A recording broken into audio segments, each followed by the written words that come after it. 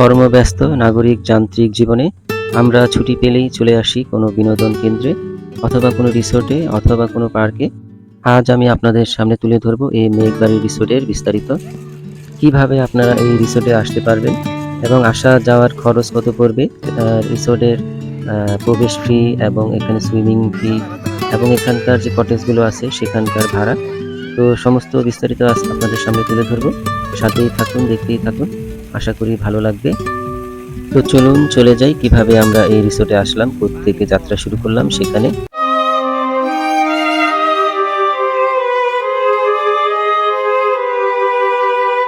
এখন চলে আসছি ঢাকার আব্দুল্লাহপুরে।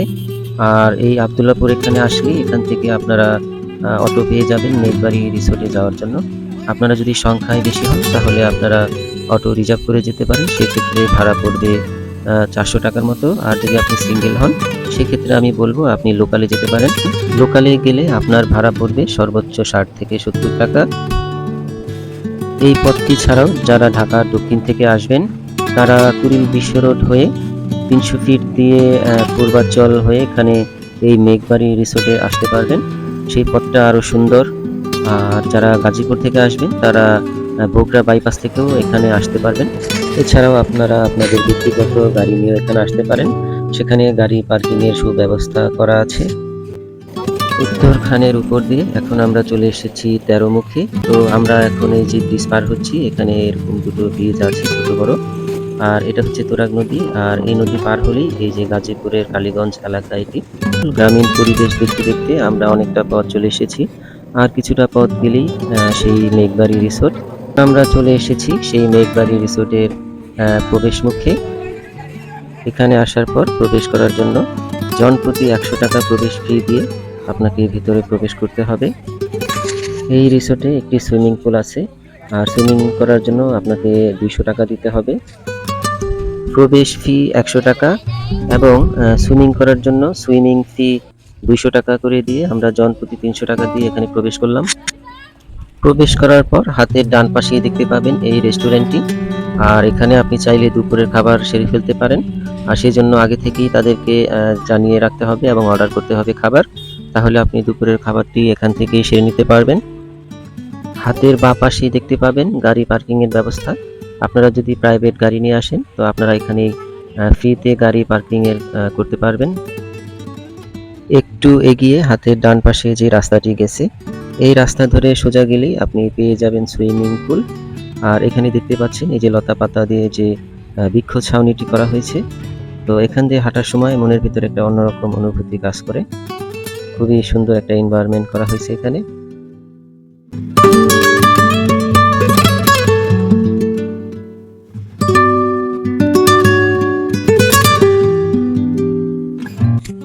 এই পথ ধরে সোজা গেলেই সুইমিং পুল পেয়ে যাবেন। আপনি চাইলে এখানে সুইমিং করতে পারবেন, সেজন্য আপনাকে 200 টাকা দিতে হবে। আর আপনি 200 টাকার বিনিময়ে ঘন্টা 2-3 এখানে সুইমিং করতে পারবেন ভর দুপুরে। এই যে দেখতে পাচ্ছেন এটা হচ্ছে সুইমিং পুলের প্রবেশ গেট। আর এখানে টিকিট দেখিয়ে আপনাকে ভিতরে প্রবেশ করতে হবে। এখনো ভিতরে অনেক লোক সুইমিং করতেছে। তো আমরা এখন না, আমরা আরও পরে সুইমিং করার জন্য আসব। তো এখন আমরা অন্যদিকে যাব। সুইমিং পুল থেকে এসে হাতের ডান দিকে গেলেই এখানে পেয়ে যাবেন একটি খাবারের দোকান। আর এখানকার খাবারের প্রচুর দাম ওনারা নিয়ে থাকে। সিঁড়ি বেয়ে উপরের দিকে উঠে আসলেই পেয়ে যাবেন এই দোকানটি। আর এখানে ওনারা প্রত্যেকটা জিনিসের দাম 5 থেকে 10 টাকা করে বেশি নিচ্ছে। এখানে একটি কৃত্রিম বাঘ সাজিয়ে রাখা আছে, যেটা বাচ্চাদেরকে খুবই আকর্ষণ করে। আর দেখেন বাচ্চারা এখানে ওঠার জন্য কত ব্যস্ত হয়ে গেছে। এখানে দেখা যাচ্ছে একটি পানির ফোয়ারা, দুপুরবেলা যেটা দেখতে খুবই ভালো লাগছে। ইচ্ছে করছে এই ফোয়ারার নিচে বসে কিছুক্ষণ ভিজে থাকি। আর আশেপাশের পরিবেশটা খুবই সাজানো গোছানো, খুবই চমৎকার একটা পরিবেশ।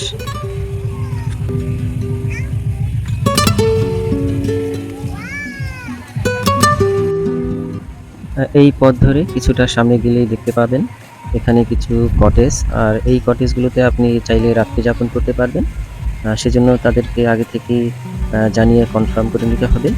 আর কটেজগুলো খুবই সুন্দর। দেখেন কটেজের সামনে এখানে পানির ঝর্ণা ফোয়ারা সৃষ্টি করা হয়েছে।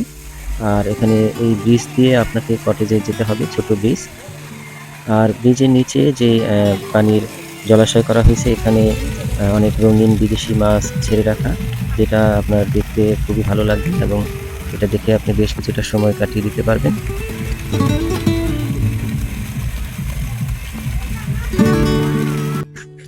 কটেজগুলো খুবই সুন্দর, খুব তার সামনের পরিবেশটাও খুব সাজানো গোছানো। আর এই রুম থেকে বসেই আপনি সুন্দর একটা ভিউ দেখতে পাবেন। আর এই রুমগুলোতে থাকার জন্য আপনাকে 4 থেকে 5,000 টাকা ভাড়া গুনতে হবে। আর সেটাও আগে থেকেই তাদেরকে কনফার্ম করে নিতে হবে।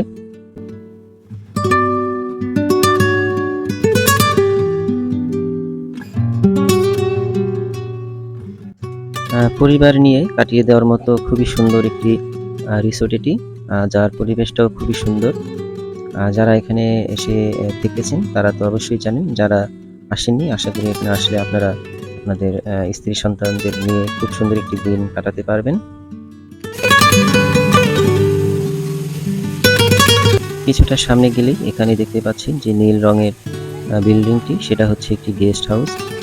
আর এখানে দেখতে পাচ্ছেন বেশ কিছু বসার জায়গা আছে, এখানে বসে অনেকটা সময় আপনি কাটিয়ে দিতে পারবেন। আর হাতের বাঁ পাশে দেখতে পাচ্ছেন এটা হচ্ছে একটি ব্যাডমিন্টন কোর্ট, যেখানে আপনারা দল বেঁধে আসলে রাতে ব্যাডমিন্টনও খেলতে পারবেন। আর এই হচ্ছে গেস্ট হাউসের যে বিল্ডিং সেটা।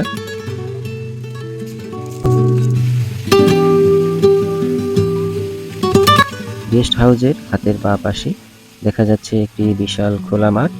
তো এই মাঠে যারা পিকনিক করার জন্য আসে তারা এখানে বিভিন্ন ধরনের খেলাধুলা করে, আর এই জন্য এই মাঠটা এখানে করা হয়েছে। আর মাঠের দুপাশে এখানে কিছু কটেজ দেখা যাচ্ছে। প্রতিটি কটেজে দুটো করে রুম দেখা যাচ্ছে। তো এরকম বেশ কয়েকটি কটেজ এই রিসোর্টে আছে। খেলাধুলা করার জন্য খুবই বিশাল একটি মাঠ। আর দেখতে পাচ্ছেন মাঠের সাথে কিন্তু অ্যাটাচ করা একটা কটেজ। মাঠ থেকে বের হয়ে আসলে এখানে দেখতে পাবেন কৃত্রিম একটি বানর এবং একটি জিরাফ এখানে রাখা আছে। তো বাচ্চারা এদেরকে নিয়ে খুব উচ্ছ্বসিত এবং বাচ্চারা দেখেন কিভাবে এর সাথে দুষ্টুমি করতেছে। এই হচ্ছে সেই জিরাফটি, জিরাফটিও খুব সুন্দর পেন্টিং করা হয়েছে। ঘুরে ঘুরে ক্লান্ত হয়ে এখন আমরা এখানে কিছুটা সময় বিশ্রাম নিচ্ছি।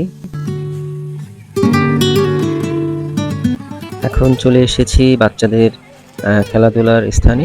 আর এখানে দেখেন বাচ্চাদের খেলাধুলা করার জন্য বেশ কিছু ব্যবস্থা করা আছে।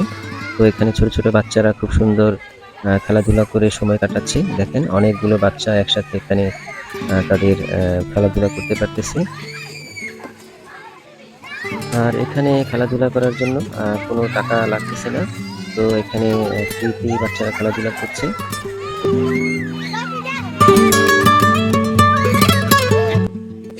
এ হচ্ছে আমার ছোট মেয়ে, সেও খেলাধুলা করে খুব দারুণ সময় কাটাচ্ছে। বিনোদনের পাশাপাশি এখানে নামাজেরও সুব্যবস্থা করা হয়েছে, ওযুর ব্যবস্থাও আছে, আপনারা চাইলে এখানে নামাজ পড়তে পারবেন। ছোট বাচ্চাদের বিনোদনের জন্য এখানে কিছু স্ট্যাচু করা হয়েছে, যেখানে দেখা যাচ্ছে ব্যাঙের গলায় ঢোল, গিটার, বাদ্যযন্ত্র। ঢাকার খুব কাছেই মেঘবাড়ি রিসোর্টটি পরিবার নিয়ে সারাদিন কাটিয়ে দেওয়ার মতো যথেষ্ট ব্যবস্থা আছে, আপনারা চাইলে এখানে আসতে পারেন। আর যদি থাকার জন্য চান তাহলে আগে থেকেই তাদের সাথে আলাপ করে নিতে হবে এবং কনফার্ম করতে হবে। এখন বেলা 2:30-3টার মতো বাজে। আর সারাদিন আমরা মেঘবাড়ি রিসোর্টে ঘোরাঘুরি করে এখন চলে এসেছি এখানে এই সুইমিং পুলে। আর এখন এখানে আমরা বেশ কিছুক্ষণ সুইমিং করব। এই সুইমিং পুলটিতে বেশ লাউড স্পিকারে গান বাজানো হচ্ছে এবং গানের তালে তালে সকলে নেচে নেচে পানিতে ডুবাচ্ছে। তো কপিরাইট আসবে, এই জন্য আমি মিউজিকটা এখানে দিতে পারলাম না। এই সুইমিং পুলটিতে বাচ্চা সহ জোয়ান বৃদ্ধ সকলেই সুইমিং করতে পারবে। আপনার ওই পাশটাতে বাচ্চাদের জন্য ব্যবস্থা করা হয়েছে, ওখানে পানির গভীরতা কম। আর এই পাশটাতে হচ্ছে পানির গভীরতা বেশি। তো এখানে প্রাপ্তবয়স্ক যারা তারাই কিন্তু এখানে সুইমিং করছে। সুইমিং শেষে আমরা আবার এখানে চলে এসেছি, আরও বেশ কিছুটা সময় এখানে আমরা কাটাবো। আর এই জায়গাটা দেখেন অনেক বড় একটা খোলা স্পেস, আর এখানে বসার অনেক ব্যবস্থা করা হয়েছে। এখানে একসাথে অনেক মানুষ বসে সময় কাটাতে পারবে সেরকম একটা ব্যবস্থা এখানে করা। এখানে যে রাইডগুলো দেখতে পাচ্ছেন, এখানে চড়ার জন্য আপনাকে টাকা দিতে হবে, জনপ্রতি 50 টাকা। তো আমি এবং আমার মাঝারো মেয়ে আয়শা, ওই যে সামনে দেখতে পাচ্ছেন গোলাপি রঙের জামা, আমরা এই চরকিতে চড়ে বসলাম। আর কিছুক্ষণ ভালো লাগলেও কয়েক সেকেন্ড পরেই আমাদের খুবই মাথা ঘোরাচ্ছিল এবং বমি বমি লাগতেছিল। এই হচ্ছে আমার ছোট মেয়ে আমার কোলে, আর মাঝারো মেয়ে সামনে একাই বসছে। তো কিছু সময় ভালো লাগলেও এরপরে খুবই খারাপ লাগতেছিল এবং বমি বমি এবং মাথা ঘোরাচ্ছিল। তো যাদের অভ্যাস নেই তাদের এখানে না চড়াই ভালো। এখন শুধু চাচ্ছি কখন এখান থেকে নামবো।